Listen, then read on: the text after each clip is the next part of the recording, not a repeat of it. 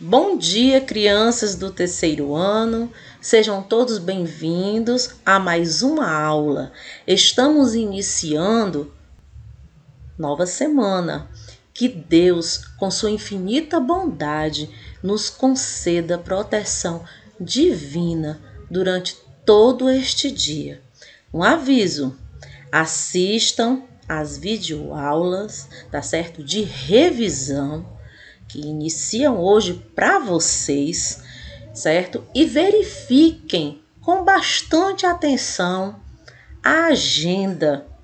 A nossa aula de hoje tem como componente curricular a matemática e é referente ao dia 23 de novembro, ok, turma?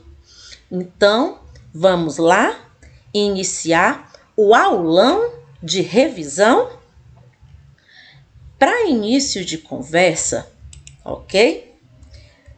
Deixando bem claro que essa revisão é referente a todos os assuntos que já foram abordados anteriormente, né? Então, iniciando pelas regiões planas que vocês já conhecem. Em nosso dia a dia, nós encontramos objetos que dão ideia de regiões planas. Então, vamos verificar alguns aqui, logo abaixo. Emerson fez alguns desenhos e os pintou. Depois, ele nomeou as regiões planas obtidas. Então, ele representou aqui região triangular, ele representou a região circular, ok?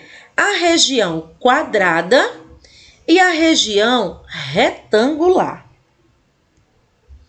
Observe os objetos que Emerson utilizou. Ele utilizou a primeira imagem, uma caixa de sapato. Na segunda imagem, ele utilizou um copo. E a terceira imagem, ele utilizou um peso de papel. Então, aqui, na primeira questão, que objeto Emerson utilizou para desenhar a região triangular, né? Então, na forma triangular, você pode perceber que nesse peso de papel, as laterais têm o formato de triângulo, ok? Então, o peso de papel. Circular. Nós podemos observar que tanto na parte de cima, superior do copo, tem o formato circular, como na parte inferior do copo também, debaixo do copo, tem o formato circular, tá bom? Então, nós podemos registrar o copo. Quadrada. Nós podemos perceber que a base do peso de papel, essa parte aqui de baixo, né? Ela tem o formato quadrado. Então, peso de papel. E retangular, eu posso dizer a caixa de sapatos. Com relação a contornos, né? Para fazer contornos, você utiliza muito o lápis, a borracha e a régua, que é o elemento fundamental, tá certo? Existem algumas réguas aí que trazem até formatos de figuras geométricas planas, um triângulo, círculo, quadrado e retângulo. Então, utilizando uma régua geométrica, Mônica desenhou algumas regiões planas. As regiões planas desenhadas por Mônica e seus contornos lembram algumas figuras geométricas planas, foi o que eu citei para vocês agora há pouco. Então, aqui as regiões, ó, a verdinha aqui, quadrada, essa amarela, retângulo, a vermelha, círculo e a azul, triângulo, ok? Então, vamos observar o nome de alguns contornos. Essa verde, o contorno de uma região quadrada, ok? É uma linha chamada de quadrado. Por quê? Porque apresentam 4 lados, certo? E os 4 lados aqui, todos têm a mesma medida. Se você observar, né, aqui nas pontas eu tenho o nome vértice. Então, o vértice é o ponto de encontro de uma linha com a outra, tá certo? Para poder fechar a figura. Então, complete a frase a seguir. O quadrado, ele apresenta quantos vértices? 1, 2, 3, 4. Tem 4 pontas, né? 4 pontos de encontros aí, entre as linhas. E quantos lados? Vamos contar a quantidade de linhas. 1, 2, 3, 4 lados. Então, tem 4 vértices e 4 lados. O retângulo, né? O contorno de uma região retangular é uma linha chamada de retângulo. Podemos observar que tanto a linha de cima, ela vai ter, né, o mesmo comprimento da linha de baixo, e a linha da direita e a da esquerda terá o mesmo tamanho, ok?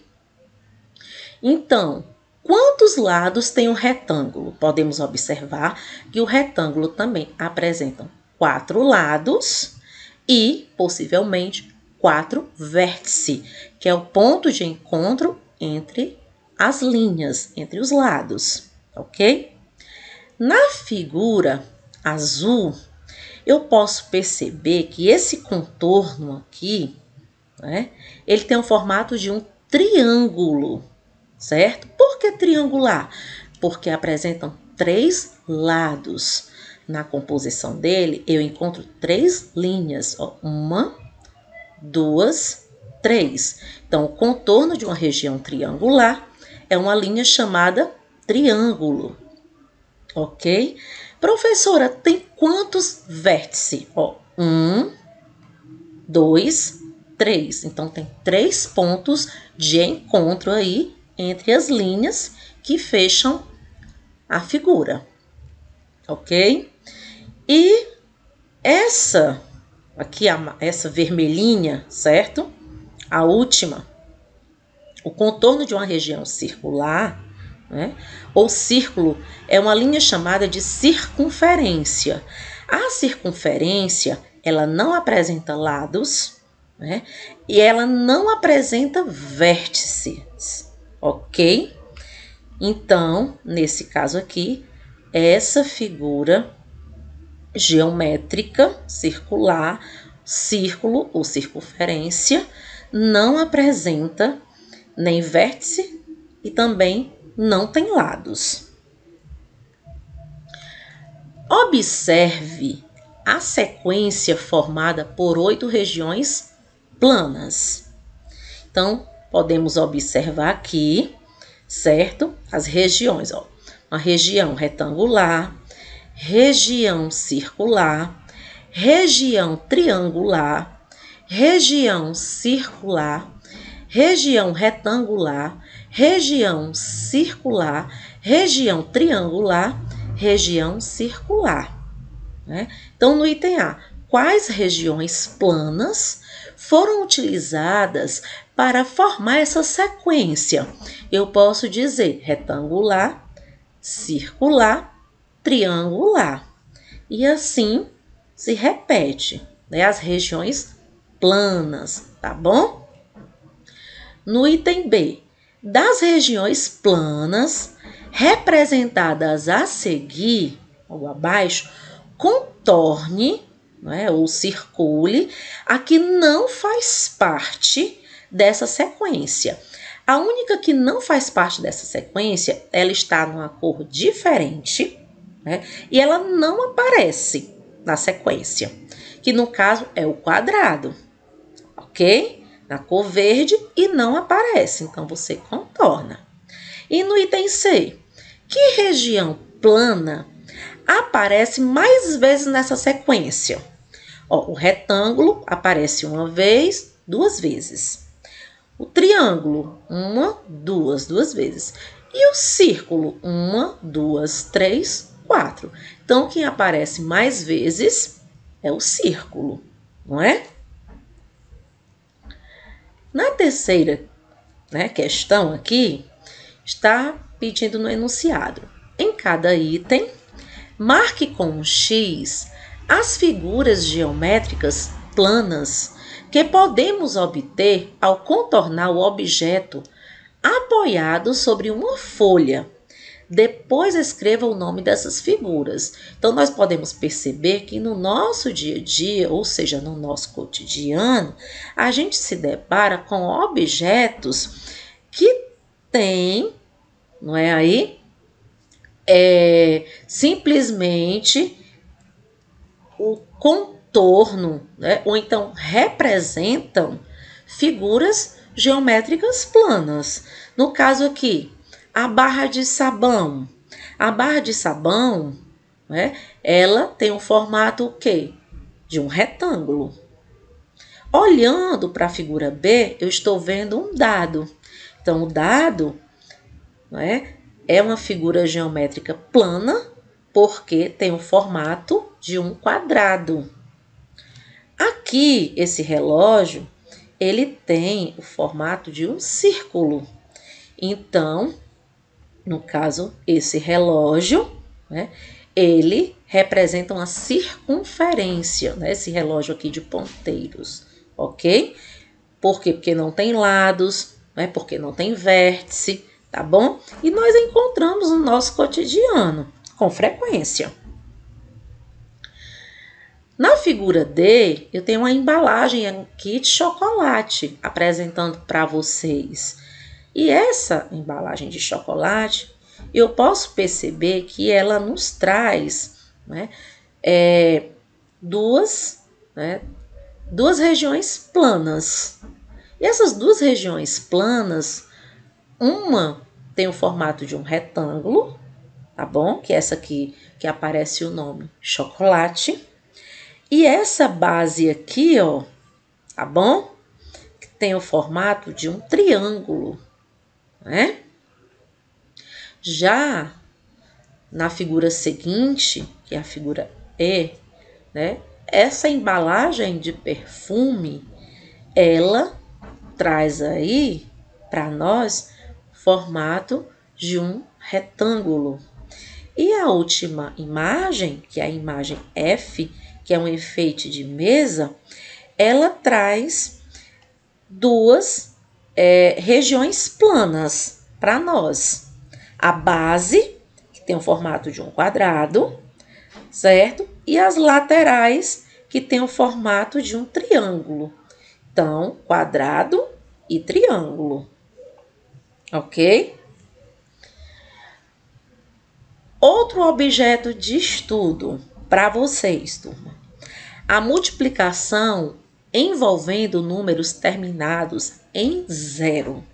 Espero que vocês não tenham esquecido. Não é uma multiplicação difícil. Você já efetuou multiplicações em que um dos fatores é 10? Então, como você efetuaria uma multiplicação se um dos fatores fosse 100? Então, ó, não tem nada de difícil, ok? Por exemplo, quando você vai multiplicar um número por 10, digamos assim, 9 vezes 10, a professora dá 90.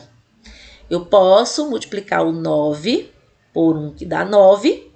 E se a multiplicação é por 10, termina com um zero, então eu acrescento esse único zero à direita do 9, forma 90, certo?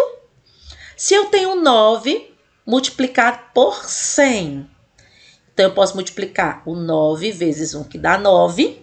E se é por 100, 100 são 2 zeros. Então, esses 2 zeros você acrescenta à direita do número 9, formando 900.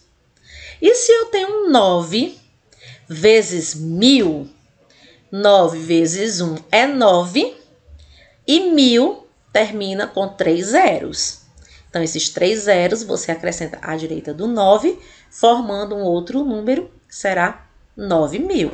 Então, 9, né, vezes 10 é 90, 9 vezes 100, 900, 9 vezes 1000, 9.000. Então, vamos verificar o que traz aqui o livro de vocês, módulo 4. No mês de março, Jairo depositou em sua conta poupança 4 cédulas de 100. Verificando. Para determinar a quantia depositada por Jairo, efetuamos uma adição. Então, essa adição aqui, turma, eu chamo soma de parcelas iguais, ok? Ou adição de parcelas iguais. 100 mais 100, 200, mais 100, 300, mais 100 é igual a 400. Observe que essa adição possui 4 parcelas iguais a 100. Por isso que eu chamei adição de parcelas iguais ou soma de parcelas iguais. Ok? É a mesma coisa. Então, podemos escrever a seguinte multiplicação. Nós podemos verificar aqui. Quantas vezes o 100 se repete? 1, 2, 3, 4. 4 vezes. Então, 4 vezes. Qual é o número que eu repeti por 4 vezes? Número 100. Então, 4 vezes 100 é igual a 400. Ok? Então, portanto, Jairo depositou R$400 na sua conta poupança. Aqui, de maneira geral, para obter o resultado da multiplicação de um número de um algarismo por 100, basta acrescentar 2 zeros, sempre à direita do número. Não é? Se for por 10, é 1 zero à direita do número. Se for por 100, é 2 zeros à direita do número. E se for por 1.000, 3 zeros à direita do número. Verificando aqui, não é? Essas continhas que nós temos aqui envolvendo dinheiro. Então, observe a quantia depositada por Jairo em cada um dos meses apresentados a seguir e complete os quadros. Eu tenho o mês de abril e vou iniciar por ele. Eu estou verificando aqui 2 cédulas, não é? Cada cédula vale 100. Então, realizando a soma de parcelas iguais, eu posso colocar 100 mais 100. Não é? É o que eu tenho, 100 mais 100. É igual a 200, não é verdade? Mas se eu for realizar uma multiplicação, eu posso verificar, quantas vezes o 100 se repete? 2 vezes. A cédula que eu tenho é de 100, então 2 vezes 100. E 2 vezes 100 também é igual a 200. Então, coloca aqui, não é? O símbolo do real e como se refere a dinheiro, R$200, ok? Já no mês de maio, vamos observar as cédulas, né? Eu tenho já aqui, 3 cédulas, mas cada cédula vale 100. Então, eu posso primeiro trabalhar com soma de parcelas iguais. Professora, mas em outro livro eu vi adição de parcelas iguais. É a mesma coisa. Tudo bem? Então, vamos lá. 100 mais 100 mais 100. Vamos somar. 100 mais 100, 200. Com mais 100 é igual a 300. Mas eu posso transformar essa adição de parcelas iguais em uma multiplicação, também dá certo. Como assim? Verifique quantas vezes essa cédula de 100 ela se repete. Então, vamos verificar. 1, 2, 3. Professora, ela se repete 3 vezes. Então, eu já posso colocar 3 vezes deve. 3 vezes. Quanto é o valor de cada cédula? 100. 3 vezes 100. Então, 3 vezes 100 é igual. Aí você pode usar aquela ferramenta que a tia falou lá no início, ó. 3 vezes 1 é 3. Se a multiplicação é por 100, são 2 zeros. Então, você acrescenta 2 zeros à direita do 3. E você forma 300. Fácil, não é verdade? Então, como nós estamos trabalhando com dinheiro, coloca aqui, ó, o símbolo do real antes e escreve, tá bom? O resultado que você encontrou, que foi de 300 reais, tá bom? Importante, então é regrinha de ouro. Multiplicação, quando for por 10, acrescenta somente um zero à direita do número. Multiplicação, quando for por 100, acrescenta 2 zeros à direita do número. Multiplicação, quando for por 1000, acrescenta 3 zeros à direita do número. É regra de ouro e fácil para você solucionar toda e qualquer multiplicação por 10, por 100 e por 1000 de forma segura, né? E sem margem de erros. Beleza? Continuando, né? Vamos lá? Então, todas as questões que eu estou trabalhando são questões que vocês conhecem, são questões que já foram vistas, tá bom? Não é novidade e que estará lá na provinha de vocês. Ah, igual? Não.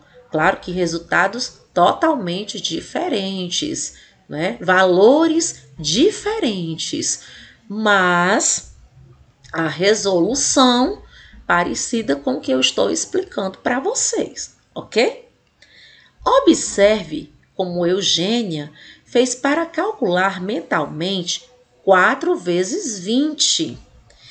Então, aqui, ó, 4 vezes 20. No balão lá do pensamento da Eugênia, ela repetiu 4 vezes.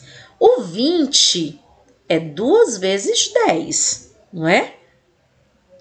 Então, ela colocou 2 vezes 10.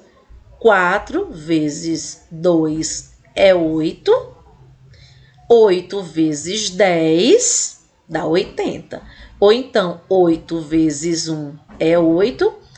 E como a multiplicação é por 10, acrescenta somente um zero à direita do 8, fechando no 80. De maneira semelhante, ou seja, de maneira parecida à de Eugênia, efetue os seguintes cálculos mentalmente. Vamos verificar no item A. 4 vezes 30. Ah, tia Sádima, mas é difícil. Que nada! Não tem nada de difícil aqui, tá bom? Verificando, você vai multiplicar 4 vezes 3 é 12. Você coloca o 12. Se a multiplicação é por 30, só tem um zero, então você acrescenta somente um zero à direita do número. Também funciona perfeitamente, sem margem de erros, tá bom? Lá no item B, 3 vezes 50. Você pode multiplicar o 3 vezes 5, que dá 15, não é? E acrescenta um zero à direita do 15, fecha nos 150. No item C, 6 vezes 30. Ah, tia Sádima, mas é difícil. O 6 vezes 30 não tem nada de difícil. Vamos aí pelo lado fácil da coisa. Multiplique o 6 vezes 3. 6 vezes 3 é 18. Coloca o número 18, certo? Quantos zeros você está vendo aqui? Somente um. Então, do lado do 18, você acrescenta somente um zero à direita dele. E você fecha no número 180. No item D, 5 vezes 50. 5 vezes 5 dá 25. Acrescenta quantos zeros à direita do 25? Somente um. porque a quantidade de zeros que você está vendo, somente um zero. Então, acrescenta do lado do 25. Fecha aí no número 250. No item E, 7 vezes 7 dá 49. Então, você coloca logo 49. Quantos zeros você está vendo? No item E, um zero. Então, você acrescenta um zero à direita do 49, fechando 490. Ok? No item F, 8 vezes 60. Vamos lá pelo método fácil, no caso, né? Então, você irá multiplicar 8 vezes 6, que é 48. Então, você registra o número 48. E no item F, você está vendo quantos zeros? Ah, tia Sádiva, eu estou vendo somente um único zero no item F. Então, esse zero aqui, né, você vai acrescentar do lado direito do número 48, fechando no 480. Mas aí, você pode utilizar, para realizar esses cálculos, o caderno de matemática e verificar se a sua continha realmente está batendo, tá certo? Com o resultado, se o resultado corresponde, né? Aí, tá bom?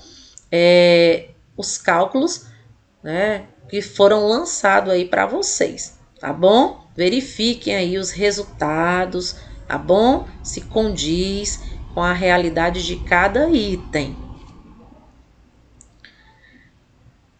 Com relação à divisão, nós temos aqui, efetue as divisões. Divisão é difícil? Não é. Você, estudando multiplicação, a multiplicação ela vai te ajudar bastante para a resolução de questões que envolvem divisão. Eu tenho aqui no item A, 96 dividido por 3. Ah, tia Sádiva, eu vou ter que dividir logo todo, completo, 96 de uma vez só? Não, vamos pegar número por número, ok?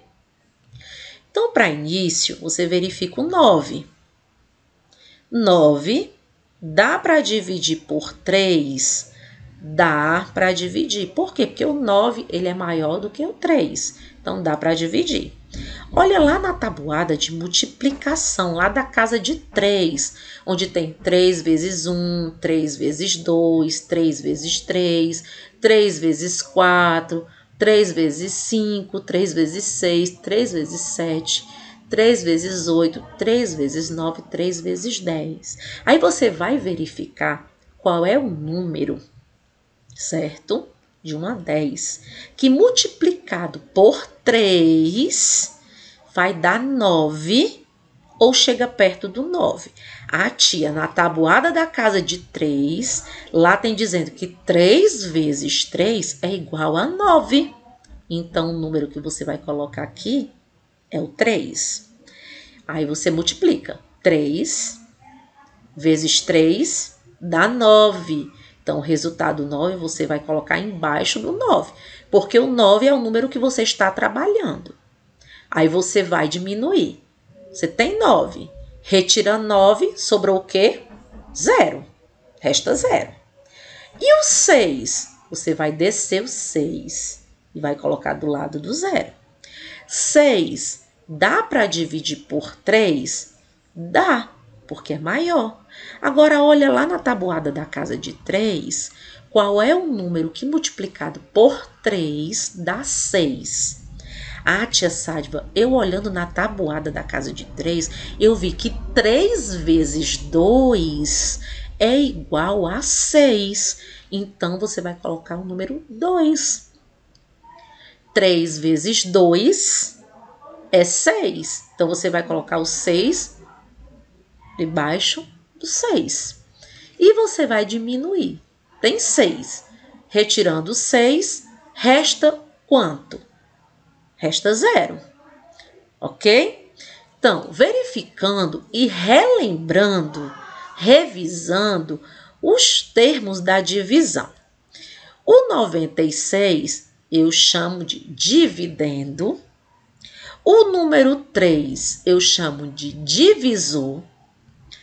O 32 eu chamo de quociente, que é o resultado da divisão. E o resto é zero, não sobrou nada, ok? Se o resto dessa divisão é zero, justifique essa divisão. Ela é exata ou não exata? É uma divisão exata. Por quê? Porque não sobrou nada. O resto é igual a zero, ok? Combinado? Vamos verificar, revisar e estudar um pouquinho a próxima divisão. Do item B, eu tenho aqui 65 dividido por 4. Vamos pegar primeiro número por número. 6, dá para dividir por 4? Dá, porque é maior. Aí você vai lá para a tabuada de multiplicação da casa de 4. Verifique qual é o número que multiplicado por 4 dá 6 ou chega perto dele, só não pode passar dele. Ah, tia, eu vi que 4 vezes 1 é igual a 4. E vi que 4 vezes 2 é igual a 8. Então, o resultado 8 passa de 6. Então, eu não posso colocar o 2 aqui. Então, eu vou colocar o número 1. 4 vezes 1 é 4. Então, eu coloco o 4 aqui embaixo do 6. E vou diminuir. Eu tenho 6. Retiro 4, sobra 2. Terminou a conta? Não. Vou descer que número? O 5, formando o número 25. 25 dá para dividir por 4? Dá. Olha lá na tabuada de multiplicar da casa de 4, qual é o número que multiplicado por 4 dá 25 ou chega perto dele. Ah, tia Sádiva, eu vi lá que 4 vezes 6 é igual a 24. Então, você vai colocar o 6. 4 vezes 6, 24. Coloca o resultado embaixo do 25. E diminui. 25 menos 24 resta 1. 1 dá para dividir por 4? Não dá, porque 1 é menor do que 4. Então, aqui, revisando os termos da divisão. No item B, o número 65 eu chamo de dividendo. O número 4 eu chamo de divisor. O número 16 eu chamo de quociente, que é o resultado da conta, tá certo? O resultado final. E o 0, 1, no caso aqui, ou melhor, 1, o número 1 é o resto. Se sobrou 1, significa dizer que essa divisão é uma divisão não exata. Por que uma divisão não exata? Porque restou ou porque sobrou 1. Ok? Combinado, turma? Então, não esqueçam desses pequenos detalhes. Vai verificando na tabuada de multiplicar que dá certo. A tabuada de multiplicação, ela auxilia bastante no processo de divisão, ok? Aqui, ó, no item A, se você pegar o 32, um cantinho aqui, você multiplicar 32 vezes 3, você vai encontrar o resultado 96. E no cantinho, se você pegar o 16, você multiplicar por 4, você encontrará um resultado, né, referente a 64, que somado mais 1 dará 65, ok? Então, levando em consideração as questões seguintes, também é voltada para a divisão. Joana distribuiu igualmente 6 dúzias de salgadinhos em 8 pratinhos. Quantos salgadinhos ela colocou em cada pratinho? Então, devemos ter cuidado porque são 2 cálculos dentro de um só probleminha, bem curto e pequeno. Então, você tem que ter em mente o seguinte, que uma dúzia vale quanto? Uma dúzia? 12. Então, 12 vezes 6, certo? É igual a 72. Terminou a conta? Não. Porque ela quer saber, na realidade aqui, né? 72, no caso aí, distribuído, né, em 8 pratinhos. Então, 72 dividido para 8. 72 dividido para 8. Então, olha lá na tabuada de multiplicação da casa de 8. Qual é o número que multiplicado por 8 dá 72? Você vai encontrar um 9. Porque 8 vezes 9 é igual a 72.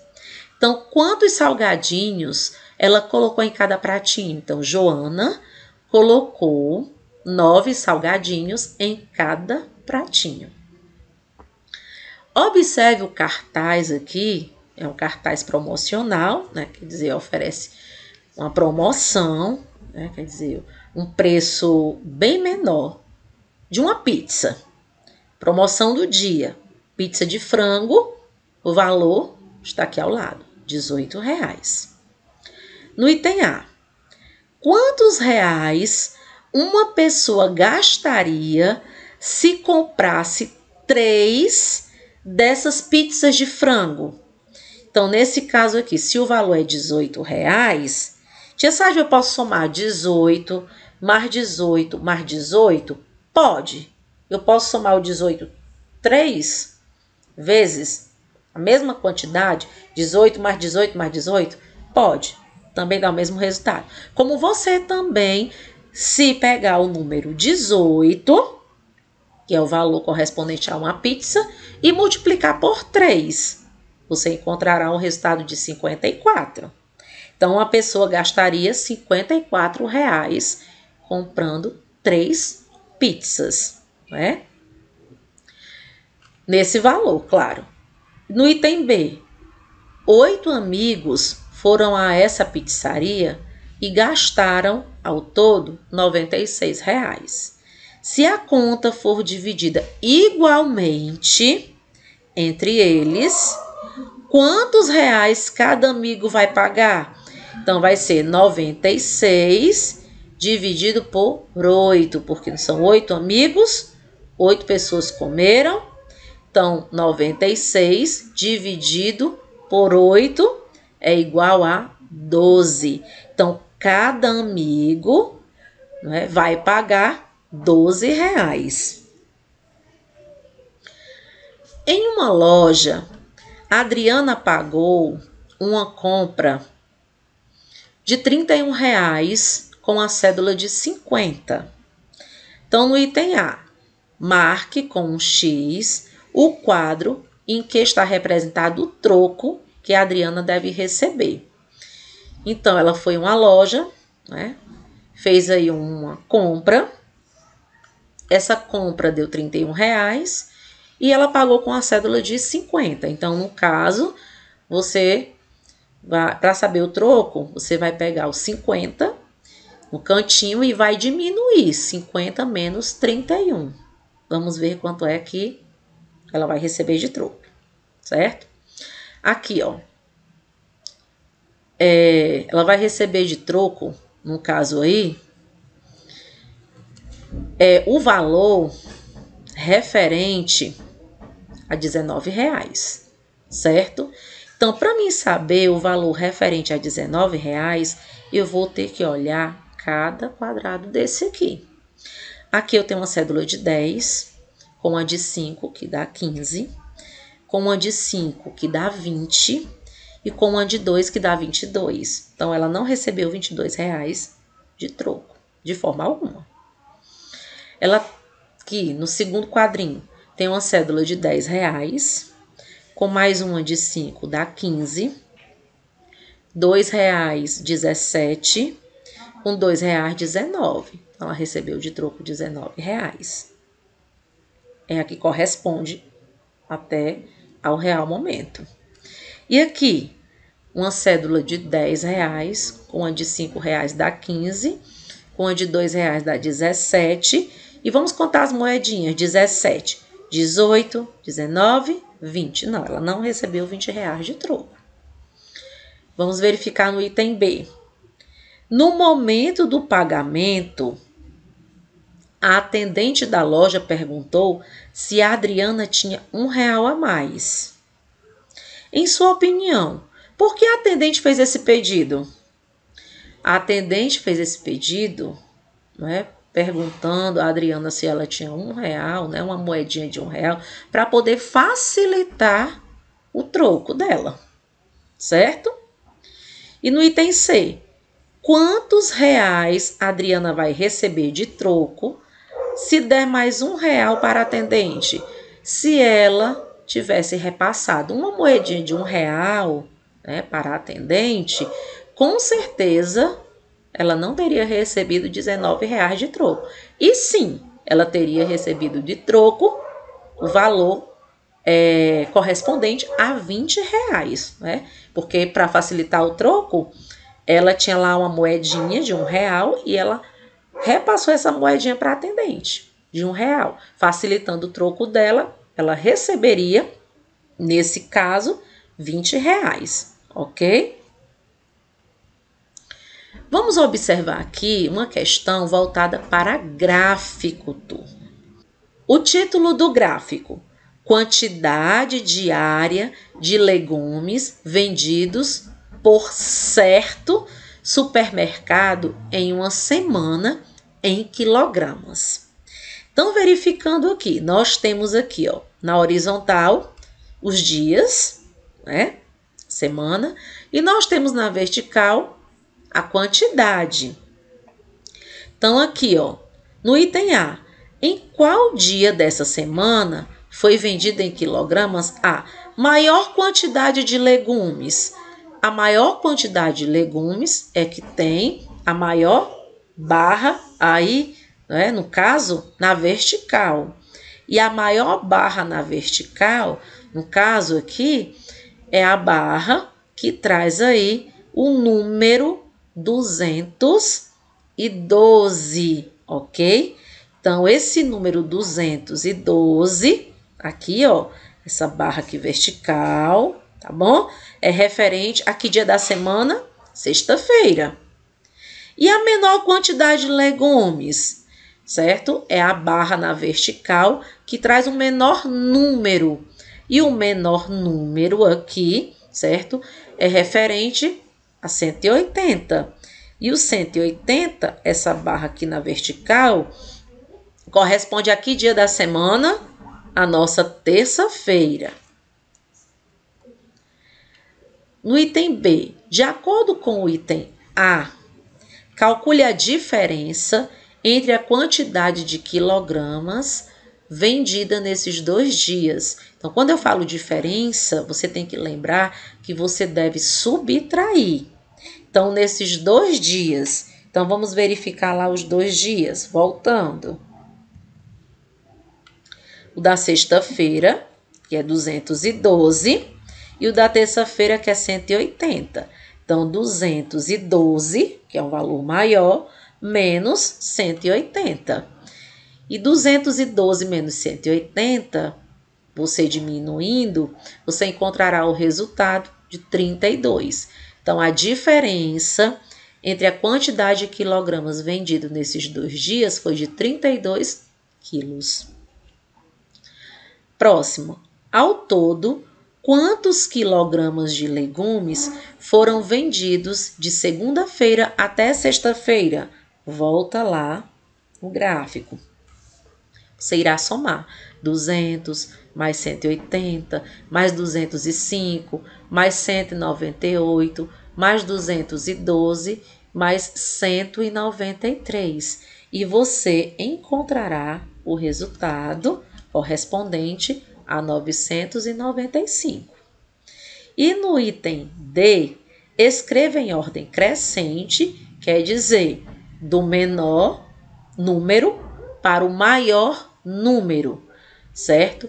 Os números que representam as massas em quilogramas indicadas no gráfico.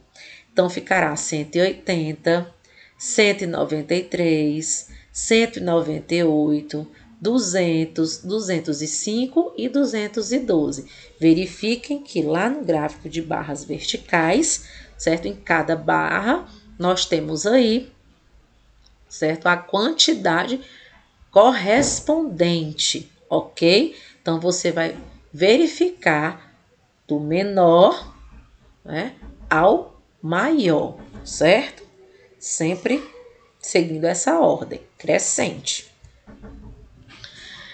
Essa questão, ela traz medidas de capacidade, que é representada em mililitros, né, e litros, certo?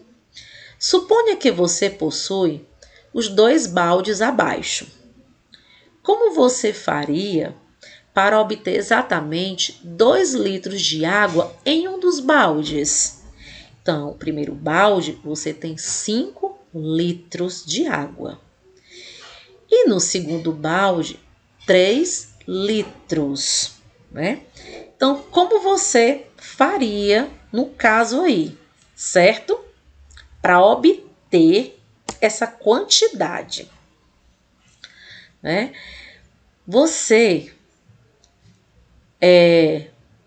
tendo o balde com 5 litros de água, você iria encher, certo?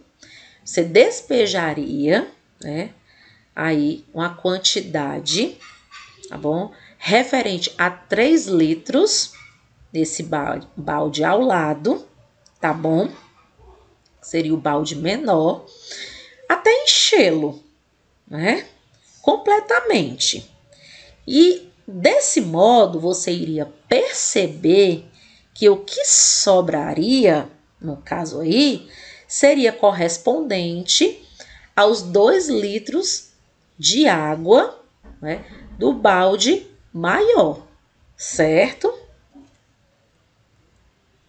Aqui, leia as dicas e complete a capacidade de cada recipiente em litros ou mililitros. Lembrem, mililitros se refere a medidas de capacidade menor e litros se refere a medidas de capacidade bem maior. Então, vamos verificar aqui. Eu posso perceber que essa garrafa com água mineral, ela tem 1 litro, certo? Ela me apresenta aqui 1 litro. Então, vamos verificar aqui, né? São necessárias 4 garrafas cheias para encher completamente o balde. Então, o balde aqui, que é essa figura centralizada, né, para mim enchê-lo, eu preciso colocar 4 garrafas de água mineral de 1 litro cheia. Então, no caso aí, quantos litros eu vou colocar dentro desse balde? Ou então esse balde corresponde a quantos litros? 4 litros, ok? No caso, então, você irá colocar o número 4. Próxima. A jarra. Aqui é a jarra. É a última imagem. Tem a metade da capacidade do balde. Se o balde ele comporta 4 litros, então a metade de 4 é 2, não é? Então, a jarra comporta 2 litros. Coloco o número 2. Próxima dica. Tá aqui, ó. Verificando o clipezinho aqui. Terceiro clipe. A garrafa tem o quádruplo da capacidade da caneca. Se a garrafa, né, ela tem 4 vezes mais, né, a quantidade de água que eu tenho na caneca, então significa dizer que a quantidade de mililitros dessa caneca aqui será de 250 mililitros de água, ok? E a última informação é que a metade da capacidade do copo, verificando o copo, é suficiente para encher a caneca. Se a metade da capacidade do copo é suficiente para encher a caneca, então significa dizer, né, que o copo deverá ter 500 mililitros, tá bom? Porque já com 250 mililitros eu consigo encher a caneca, ok? Turma, aqui é o que estudei referente às medidas 2. Medidas de massa, medidas de capacidade, certo? Então, verificando aí as unidades de medidas padronizadas, né? Tanto de massa como de capacidade. Então, vamos recordar, no caso, né? Eu tenho aqui o quilograma e o grama, que são unidades de medidas padronizadas referente à massa. Quando eu falo de quilograma, né, eu vou representar por kg. Quando eu falo de grama, eu vou representar pela letra G. Levando em consideração que ambas são unidades de medidas referente à massa e que quilogramas se refere a uma massa maior e o grama se refere a uma massa bem menor. Não podendo esquecer, tá certo? O quê? De que 1 quilo, né, é formado, é composto, certo? Por 1000 gramas. Não podemos esquecer desse detalhe, de que 1 quilo, ele é composto, formado por 1000 gramas, ok? E a metade de 1 quilo, 500 gramas, tá bom?